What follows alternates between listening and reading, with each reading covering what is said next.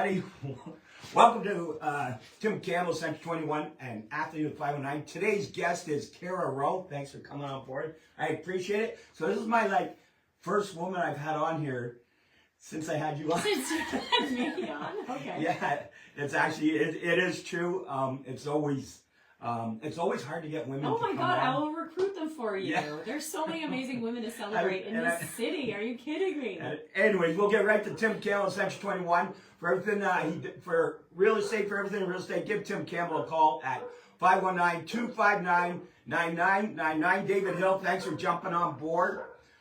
So first of all, every time I have somebody on, don't forget to like, because Tim Campbell's giving a $50 Vito's card away. Sylvan Arsenal, how you doing, pal? All right, so growing up in the 519, so this one's tricky. She actually grew up in the Sudbury. Sudbury. I feel like I grew up here because I came here in 95 for university, and I feel like those are some of your formative years as well. You know, when you're 18, 19, and into today. I mean, I've been here for more of my life than when I grew up. Oh, and when you came here, did you come here just for school, or you came here for sports? Well, that's a tough question, because I did come here for the University of Windsor psychology. I studied sports psychology. We have a great Human Connects program here at the U. But I was playing volleyball. I was doing club volleyball out of Kitchener for a year because I was traveling through the States. And they were looking at Georgia State for a scholarship. And I saw all of the teams come in. And I had applied to Ottawa, Western, and Windsor. And I had seen the teams come in, the volleyball teams. And I remember Western came in, and I was like, ugh, I just don't get the right vibe. Like, it almost felt like elitist and snobby, to be honest. And there were just different teams, and all these schools throughout Ontario came in. And Windsor came in, and it was electric. I mean, the men's and women's team meshed so well. They had fun. The chemistry was awesome. Everyone, it was like a team atmosphere, like everyone lifting everyone. And then instantaneously, after I saw them play, I was like, I'm going there. I have to go there. So then I came to the University of Windsor, and I played volleyball. And you're doing 4 years volleyball? Yeah, so I did 4 years, and I was captain in my fourth year. And nice. I decided at the time, because I was also simultaneously boxing. And so were you already doing it back in Sudbury? No, so my first year university, I met a guy is in first year as well, and he was a Spitfire. And it was an easy connection because of Sudbury. That's all there was up there was hockey. And, we had the Sudbury Wolves. So that was a little bit tricky at first, the Spitfire and the Wolves. But he was signed with the Florida Panthers. And this was kind of Ed Jovanovski mentality. Like, they wanted enforcers. They wanted tough guys. And so essentially they wanted him to be tough on the ice. And some people remember him, his name was Dave Garris, and he played, with DJ Smith and Adam Young and those guys. He was huge, 6'5", 240. Holy shit. And so but he wasn't that guy. He wasn't an enforcer. So I just remember saying, man, DJ Smith, Adam Young, these guys all take boxing so they can be tough on the ice, be confident, get into confrontation. Let's go and box. So after our first year at university, this is when we kind of started. We went out to Border City Boxing Club, and we went there. And after my first workout, I couldn't move for 2 weeks. And I was like, I'm a varsity athlete. You want to work out. Yeah. Boxing is the sport. And I was a varsity athlete, and I just thought, how can I be this sore? Like, I'm not this unshaven. And I fell in love with how hard it was. I never wanted to fight. I was never that person. I don't have those stories of I was street fighting, I was beating the boys up, and I had a bunch of brothers. I don't have those stories. I just was like a super aggressive, intense athlete who loved to be challenged. And you fall in love with the sport, like the mentality of it, the chess match of it. And I just... So you graduate. What do you graduate with? I have an honors in psychology with a focus on sports psychology. Oh, wow. Yeah, and then I started to do my special BCom, and then, what happened after I finished my degree, it was I applied for my PhD in IO psychology, which is like sports psychology for business people. Yes. But I was waitlisted, but I was training for title fights. And so I couldn't, at the time, you can't do both. Like, you have to kind of pick your poison at that point. So, and I remember you've been on CKLW or AM 800 and so on. And how does that come about? Or is it, later on in your career? So that's interesting. I never really considered broadcasting. I thought I was going to be a professor at the U and do all of these things. And Dominic Papa would interview me and interview all the athletes, and he had the sports den, and kind of similar to what you're doing, is really trying to showcase local athletes. And he asked me one day, he's like, how would you feel about interviewing other athletes? And this is after I won one of my titles. And I was like, I don't know, I never thought about it. And so then he's like, listen, we do the OHL tonight. I want you to do fan in the stands and interview athletes. And he was like, I don't think you'll be intimidated. You being a female fighter, you're not going to be intimidated by any of the guys or anything else. So this might be a perfect fit. And so essentially, I started doing the OHL tonight, and it kind of just went from there. Snowballed from there. Yeah, I just remember my first day. I gotta ask you, did you ever like, okay, I'm here to work, and you got two black eyes? Oh, all the time. Like, I mean, I was bartending as well downtown Windsor when we were lit, you know, as the kids say, and it was like. You mean you weren't bouncing? Yeah, I should have been, but made more money bartending. But yeah, you know, yes, I would have like a black eye. But most people knew, like, we had so many regulars, they knew, and people would come to my fights. Like, I was fighting at the Joe, I was fighting at the Palace, at Cobo, and people would cross the border to see me fight, and we'd all head back to, you know, the bars in Windsor afterwards. So, you know, it's kind of been, you know, a lot of flirting with the border nonstop since I've been here. Yeah, they probably know you by name now. Yeah, So. yeah, for sure. Okay, so you get into boxing. So you go your first year. So, anyways, here's you and Ooh, you an get into attractive boxing. picture right there. Yeah, kind of. Because I'm sweaty. I'm going. It does get worse than that, right? It's a Yeah. lot harder than just getting a nice picture. There you are, Yeah, sweating it out right Yeah. there. But, you know, so now you're saying, okay, you know, you're working, but you want to do this full time. Is it, have you been punched in the face yet? Have you been in a competition yet? Like, when was your first fight? So it's interesting. When I was a little girl, I wanted to be a professional athlete, above and beyond anything else in life. Really? Like, I really was desperate to be a professional athlete, but there was no female professional athletes. And then I started seeing Wimbledon, and I would watch it nonstop. And then the Olympics would come around, and I'd watch females, and I just remember thinking, there's got to be an avenue. So I was playing volleyball at the U, and I was into boxing.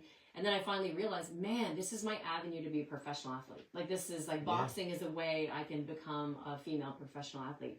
And so I trained for about a year, and then I started sparring. Because again, it wasn't something that I grew up. I was the one that, like, I would, you know, kind of go towards bullies and try to, like, back them down when I was a kid. But it was never, like, I was never street fighting or scrapping. Yeah.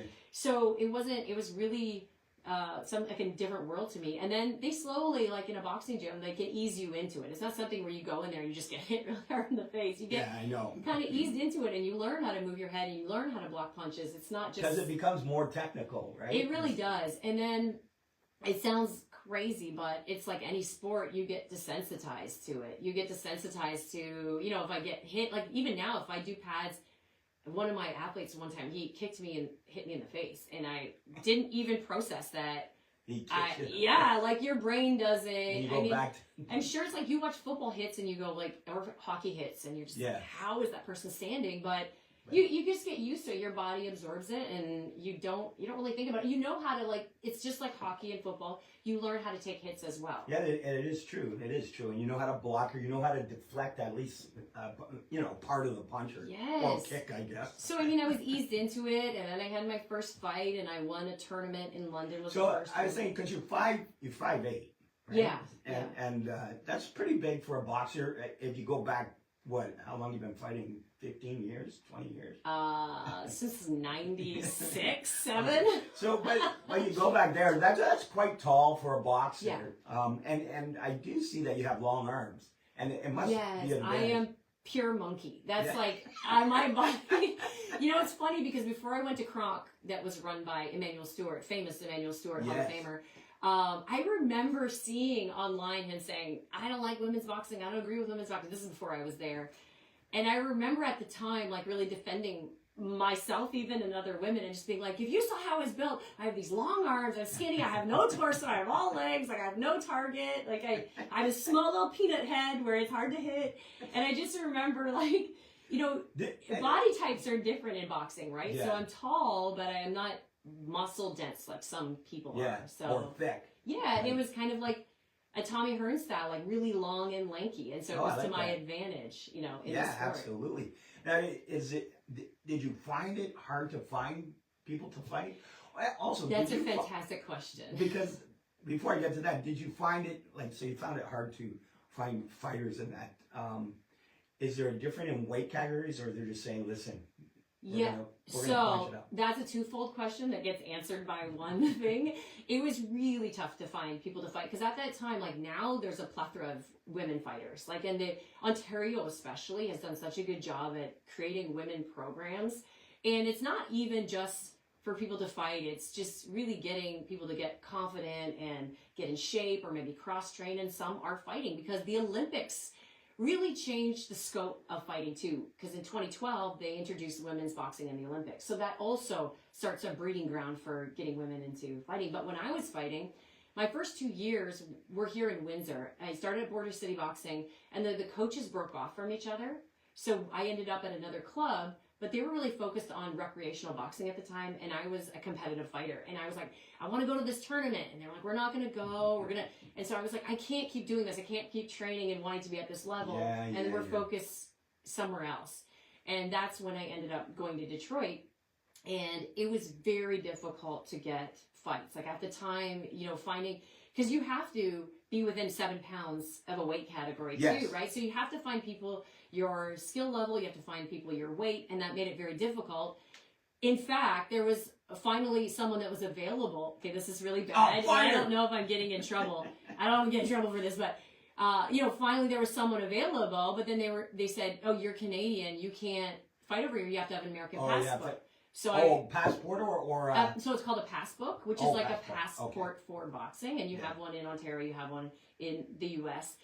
And so I might have had some fake ID that was American, so I could get a passbook that said I could fight. So I had to there were different channels I had to go through to get experience, and that was the most important thing. So I fought, and my name was Aaron in the fight. So, I know, it's terrible. That's a great However, so there was a couple fights like that, and then I had to underground fight because there was no other fighting. And so underground fighting was, I can remember, I was up against girls that, some of them were professional football players, like they have that in the U.S., like not something I'd ever heard about before. These girls were 260 pounds. Our ring was like 8 by 8. And I would go in there, and I was even tinier than I am now. Like I was 127 pounds. And you're tiny now. Yeah, you're not a big woman. I'm not, but I was still like 10, 15 pounds lighter then. And so it was like anyone and everyone they could find that would fight. And every Wednesday night, I fought at midnight. Oh, so that, yes, there was times when I would be in bed, and they would call.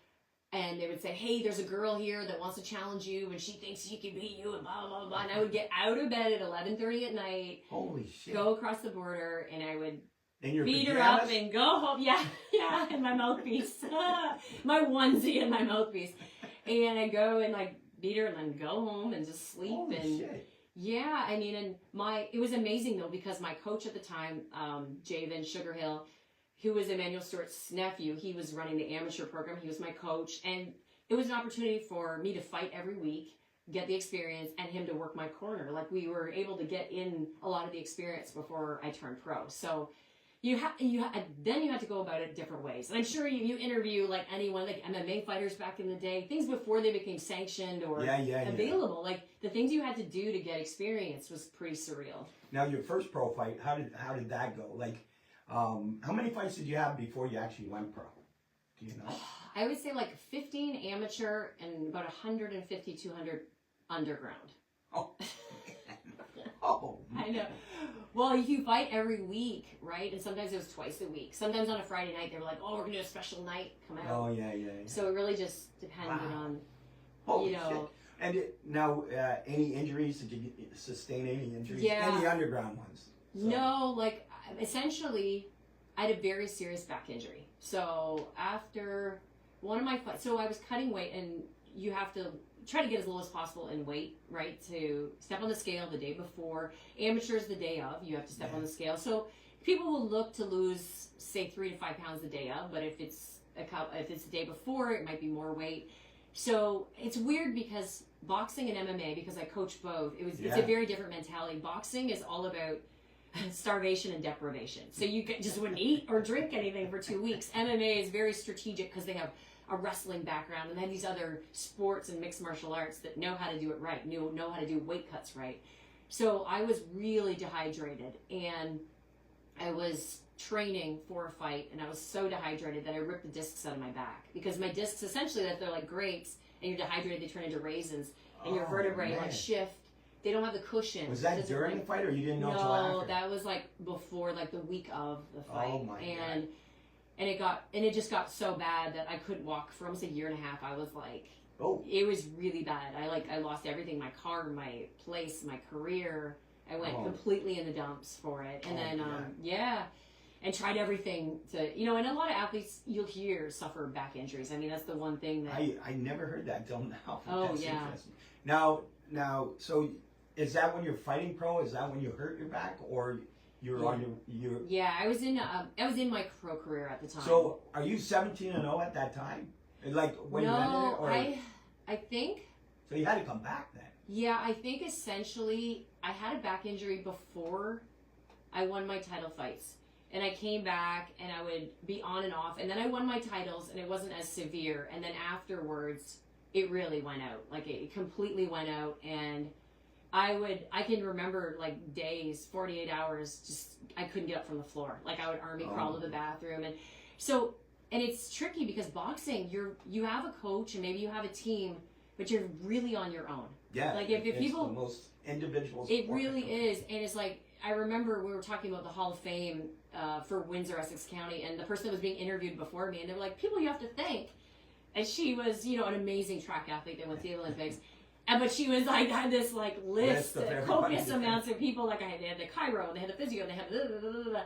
And I was like, oh my God, like I'm grateful for the coaches that I had and the knowledge I acquired, but there was no team surrounding me. There was you're on your I was own. on my own, and I think that's why some of the injuries that I suffered were so severe because You didn't you have. just keep fighting. And you don't have a lot of money. Boxing, No. there's not a Oh my plethora God. of money. No. I mean, maybe in the States, but still not a lot. Now women are making money. So Yeah. it's so funny for women like me that did this back in the day, like You're a the trailblazer. pioneers or the OGs. Yeah. It's like you fought and you were always second tier to the men, even though Yeah. people were coming to see the white girl from Kronk. They weren't coming to see like the boxers that they'd been seeing for years. They were coming, to see. I was almost like the spectacle. How could she fight?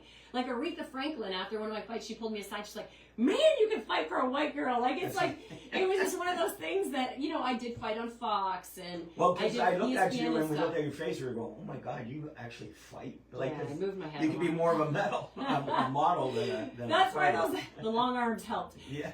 But then like women, we just were second tier. You made no money, and the girls that were making money were posing in certain magazines, and Yeah. and if you want to be like a role model for women, you're not doing things like that. And that was did you find these challenges all along? Like you had to explain yourself to Emmanuel Stewart, and as you kept going on, because really you are the what do you call it, trailblazer for women in boxing, because you didn't really get noticed for everything that you Yeah. accomplished. And there's a few of us here in Windsor, especially. Windsor's really cool because it's a fight town for some reason, Yeah. right? It's just The weird. that- hockey is Yeah, boxing. it's just funny. Like when you look across Canada, I would say Windsor is one of the most dominant in terms of like Wow, that's fighting people that go to the next level, whether men or women, whether it's boxing or MMA. Like it's really cool that we have so many people from this area. But essentially, it was you did all this, and that picture right there. That's like. I'm fighting here. I'm at the Palace and the Joe, and you're in front of 15,000, 20,000 people, but you're still, here's your $800. Oh, great. It was no money. Women You now. probably made more money underground. Yeah, 1,000%. Don't tell the IRS. No, Yeah. I'm just kidding. But essentially, women now, like, they're getting a platform and Yeah. they're making more money. It's still not on par, but again, it's supply and demand. And Yeah. it's just one of those that it's almost bittersweet because you're never like upset or jealous at the girls now. You just shake your fist at the heavens and you're just like, it's timing. Yeah. Timing is everything. So if Yeah, I would have yeah. been born, if I would have been, 10, 20 years later. Well, and there so would that have comes been- up to my next thing. So originally I posted that you were 17-0. You're actually 18-0. So you were 17-0. You had all your belts and everything, like right here and that. But you actually, I think you have something like how many knockouts? I honestly don't know. I think it's like Well, it's a high number. It's weird. This like is 14 knockouts. Yeah, well, this that is the funny thing.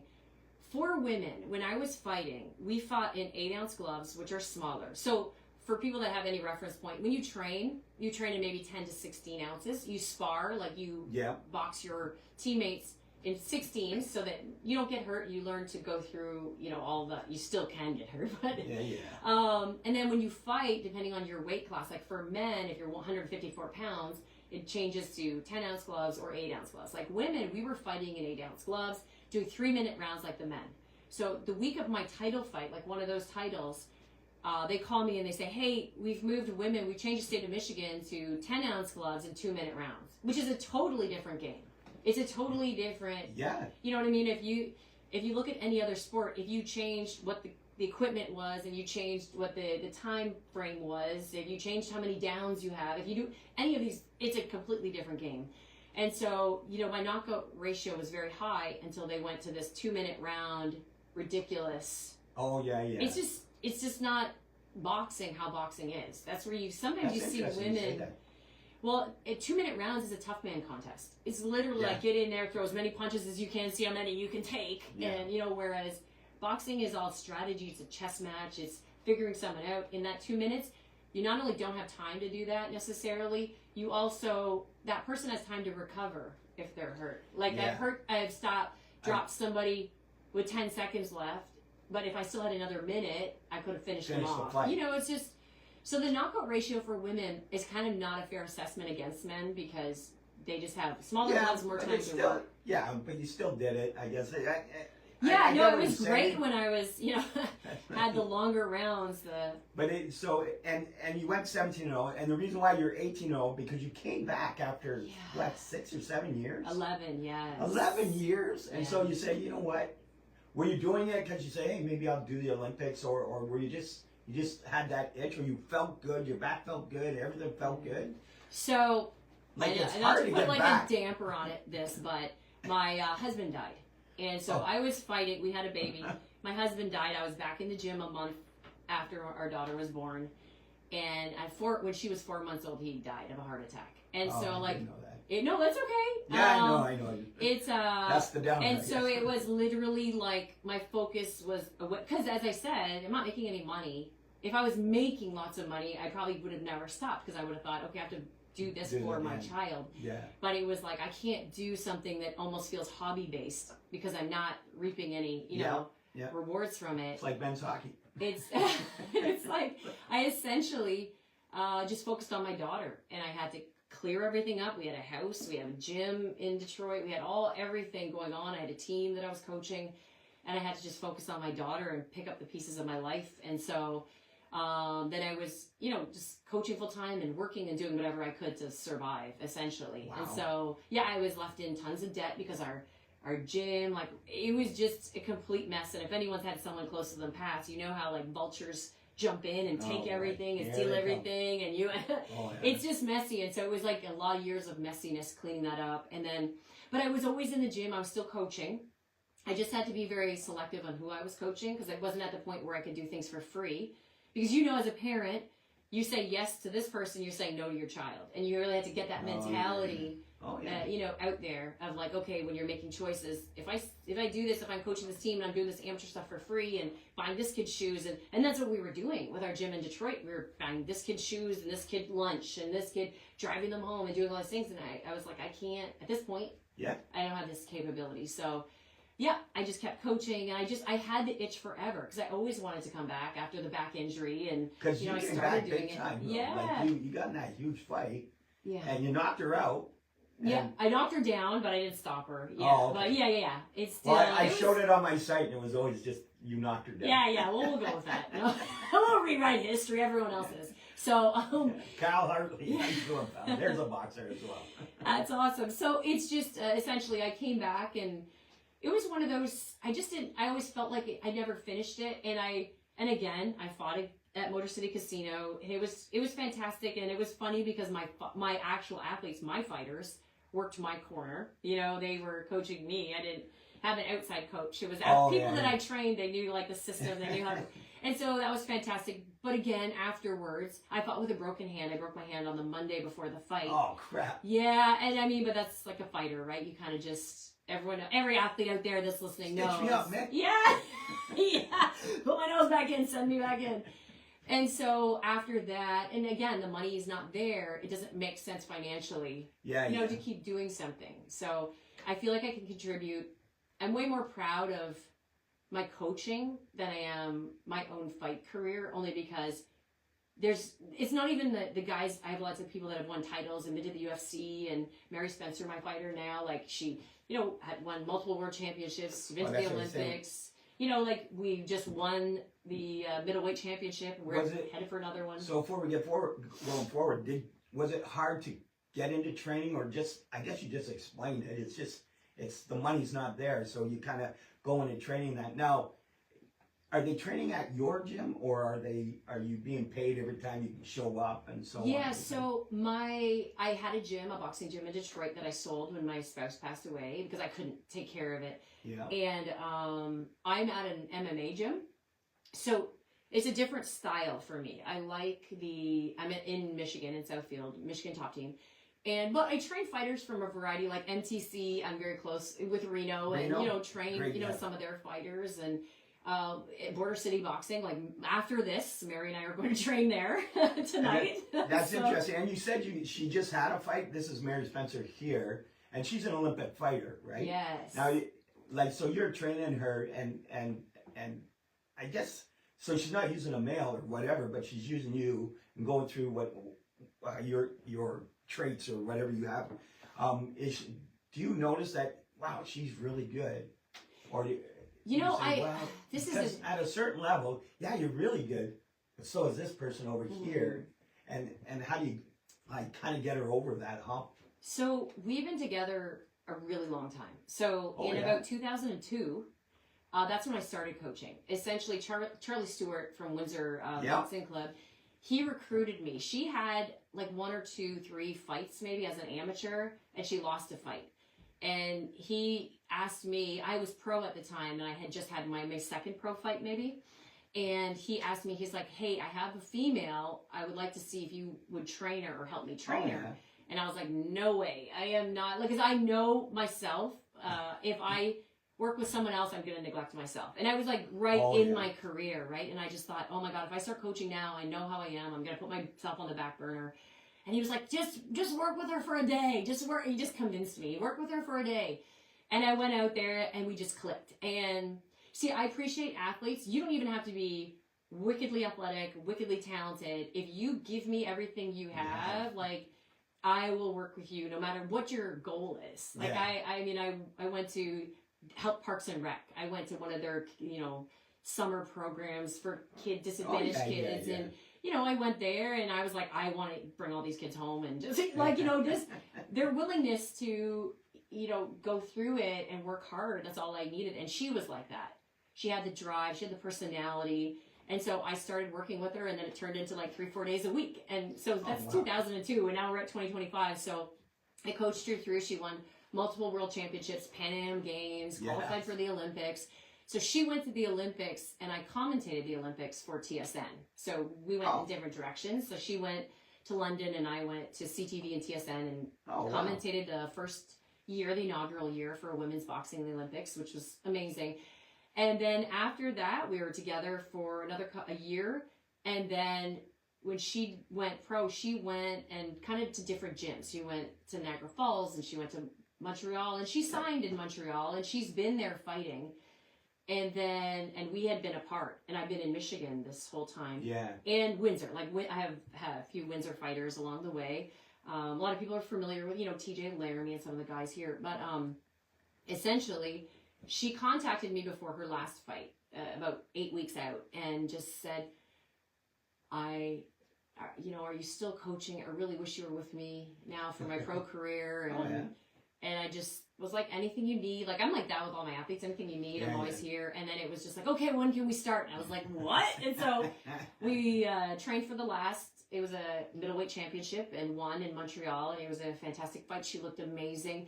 She really kind of had lost her way and lost herself. And, I really know her style really well. And we click. And so we're training for another fight. And it probably helps with all your connections is through the radio, through broadcasting and so on, that you probably can get her because really the main stage is where she wants to be is Madison Square Gardens. I have one of those big fights. Well, essentially, she has a manager for that, and she has a promoter for that. Oh, so, yeah. Yeah, and for me, there's been a lot of athletes that have asked me, to cross over to management. I'm like, but I know I'm a good coach. Like, I know I'm a good teacher. I just know that, Okay. because I'm so passionate about it, and I don't like to be distracted with the other things. Because there's people that are, like, you're in marketing. You know that, like, that's a skill and that's a trade, and it takes a lot. You have to put a lot of work into it. So it's like, for me, I'd rather just focus on the coaching and seeing these athletes reach their potential, and that's kind of what it's been like for me. I know, so I've been coaching since 2002. It's been a long time. That's right. But I love it. It's getting a chance to see. It's not even. It's great when these athletes are like me. They want to be professional athletes since they were little, and they get that dream. But I also have had athletes write me and say, if it wasn't for you, I would have committed suicide. If it wasn't for you, I would have dropped out of school. If it wasn't for you, and any coach out there's a lot of people that maybe thanklessly are coaching all the time, and you see all these people in the youth sports and everything else where it's like, it's literally just sacrificing their time all the time. But these are the people that matter, right? And that's like, it's amazing to me, because you will see some of these coaches on the big stage, but that's not even the important stuff, like, to me. And it's not, it's these people, it's a great feeling. They're just changing people's lives, and that's the most important thing. Okay, remember to like, comment on here, and you're entered to win $50 gift card to Vito's. Thank you, Tim Campbell in Century 21, for everything in real estate. Give Tim Campbell a call, 519-259-9999. Barry Macrae, thanks for jumping on board. Okay, so all the fights, everything you go through, this is a nice touch to your career. You're International Women's Boxing Hall of Fame. So you're inducted to that. So that must be a great feeling.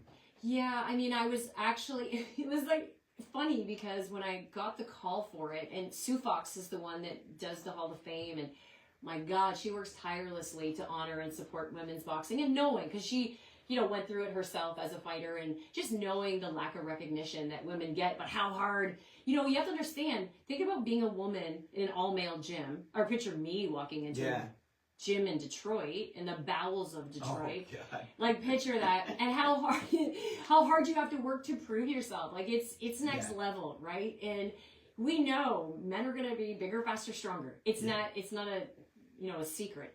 And so you have to go in there. And so she really honors that, and how hard women have worked to kind of stamp their foot in this.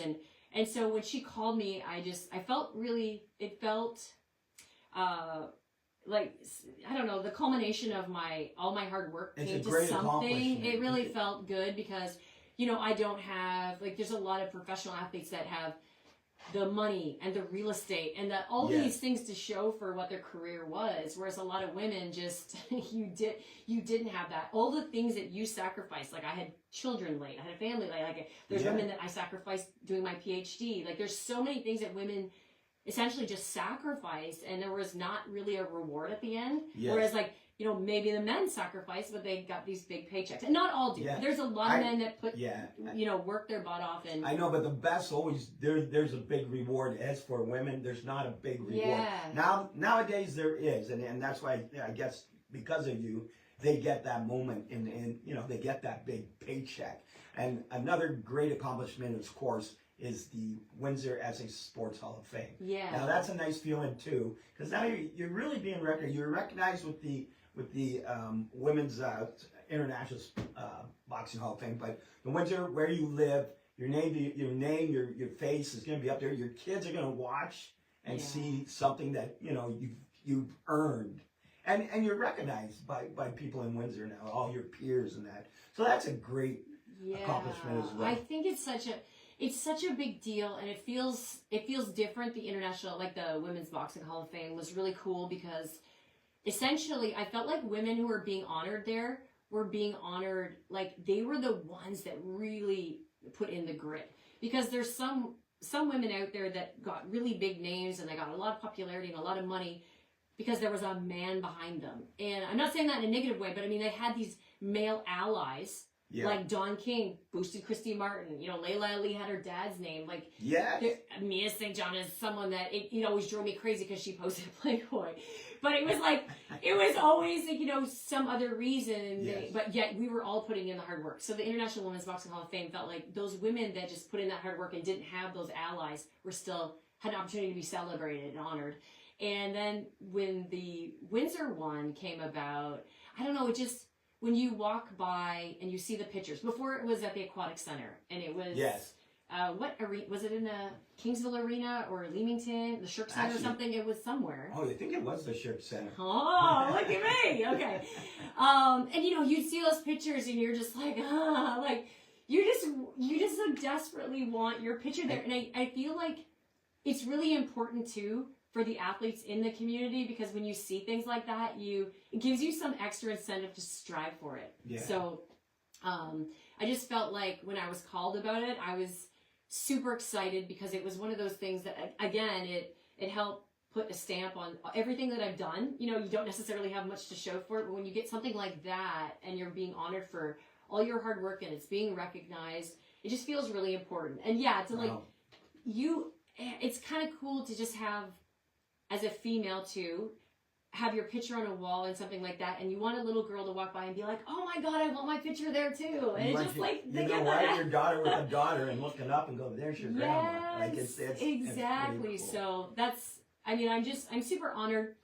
And what's really cool about Windsor for me is I feel like we're a little, you know, we're almost Americanized Yes. in that. People don't like to hear that. I know, but it's true. But I love America and I love Yeah, Canada. I think so we do I. have different things to offer, and I think both are fantastic. And I can say I come from the north, so like I'm Yeah. pure Canadian. I say process and offense, and none of my athletes know what I'm saying half the time because they're American. But it's one of those things where it's like, in where I come from, unless you played hockey, there wasn't really areas where you went. Yeah, And so yeah. here, it's like we get to celebrate. This guy's going to the NFL. This guy's the MLB. This person's going here. Your Yeah, kid went that's to true. for That's totally lacrosse. true. Like, what is that? You Yeah. know, it's like, this is the land of opportunity here, whether you want to go to the St. Clair Saints so or the easy just Lancers, to or you can hop over shoot there.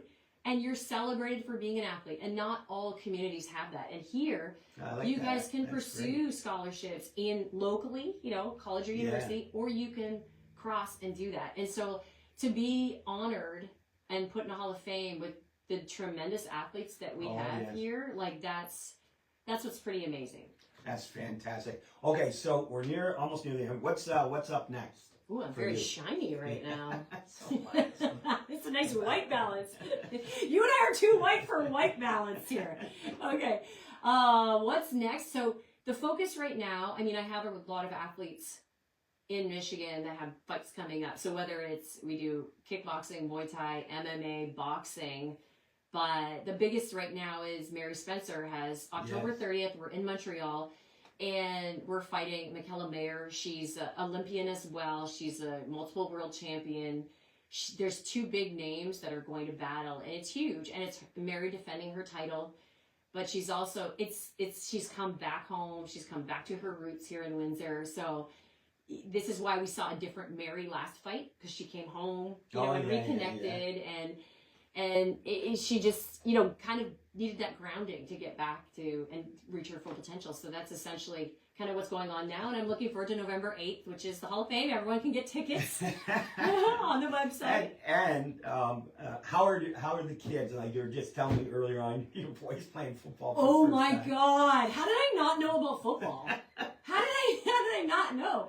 I mean, I'm from the Bury, right? So I've been stuck in hockey arenas my whole life. So, and then boxing has taken my whole life. And my daughter was in cheer, which is pretty intense, North Star cheer. I mean, that's what's cool. We have so many like amazing clubs here, right? Yeah. And I'm a part of LAWS, which is the Leadership Advancement for Women in Sport. And they're always like giving girls opportunities. You can do flag football, you could do diving, you could do because we have so many cool clubs here. But football's never really been on my radar that much.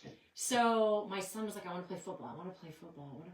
Okay. And neither of us, any mom or dad sometimes when it comes to anything crashing, boxing, hockey, football, you worry about, concussions and CTE and those kind of things. But for me as a coach, you really see like there's so many checks and balances and things like that now. Like they have so many protocols. in place don't for hit from behind. If someone gets hit, if there's a suspected concussion, like there's like stop, you can't play, get a doctor. you know, there's a lot more safety. The equipment, this isn't 1920, you know, like, Yes. we're not looking at goalies with no helmets. Like, this is like, there's equipment. That's so true, though. That's so true. Equipment Even in is boxing, next like, level. you got the headgear Yes. on, you got the gloves, so, you know, you're shown how to protect yourself. They don't just throw you in the ring and start fighting. Yeah, and you're not wearing little, like, paper gloves. Yeah. And, you know, so, I mean, and then he wanted to play football. And so I contacted Sean Gannett from the Saints. Coach? Yes, Oh, Coach good. Gannett. And I was like, listen, my son wants to play football. My husband's freaking out because he doesn't want him playing football. And I need to know, and we're not football people. I don't know anything about it. So he brought us to St. Clair College, brought us through like everything, like the field house, the this, the that, showed him all the trophies, put the helmets on my son, and he just was geeked about it. Already. Yes, and I mean, I've known Coach Morency forever. Like, I Yeah. did some sideline for the Lancers when he was the coach, That's you know, with Gino Fracco, and like all of these, you know, tremendous football guys.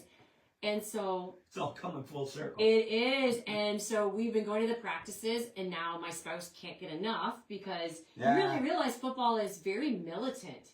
It's almost yeah. like this is a sport we're going to do to train the military to be fit and ready for battle. Like, it's, you know, It it's, is. You go to war every single it's down. amazing. And I'm all about discipline and getting the kids to listen. It's like, no, you don't get to, no. You know, I'm a coach. It's just like you listen to the coach. And the coach is always right. Your teacher's always right. So Yeah. it really it instills that.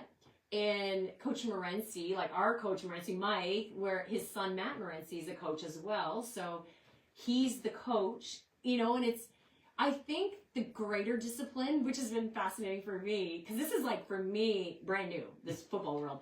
And the funny thing for me is watching like the coaches say, parents, like, we get in more trouble than the kids. Oh, yeah. Because we get talkings Shut to, your we get, Bible. yes, and it's just really funny to me just to see, like, it's just a whole other culture, like a whole other subculture Yes. that I'm not familiar with. And like, we had the first game on And Sunday. the parents become fun too, though. I mean, you So get that out much of hand fun. parent. I get it. There's going to be in every group, but you become a family with a bigger family, and it is fun. It is. It's like, it's just next level culture that I wasn't ready for, but I'm here for. Like, it just, you know, you're at Micmac Park and the games go all day, and the parents get lectured as much as the kids get lectured. That's And I so love funny. it so much. And I don't know. And it's interesting, I guess, because I've seen, like, you know, there are sports where that cost you a lot of money to do, especially girls, you know, Yeah. whether it's dance or Oh my cheer or anything God, else. that's so expensive. But just like, you think of like what Windsor Minor, whether that's, you know, hockey or football, and some of the things, like, if these coaches are just giving so much of their time, like, it's just amazing. I don't know, the community is just really amazing, and I'm so excited about it that we have that. Okay, well, I wish you the best. I appreciate you coming on. Like I said, you've been the first woman for, I can't even tell it, since the last woman, which was you. But I will get you. There's so many. I think we had like 1,000 members back then, and now we're way over 10,000. So we've grown. Congratulations. And yeah, it's actually really exciting. Me and the boys are pretty happy about it. But anyways, thanks for coming on board. I appreciate it, and we'll talk soon, and maybe we can get Mary Spencer We are on getting soon. her on October 30th. Mark it in your calendars. There you go. All right, thanks for watching, everybody, and we'll see you next week. And I got St. Clair baseball coach coming on. I already forgot his name. But anyways, he's coming on. I'll post it on the site. We'll talk to you later.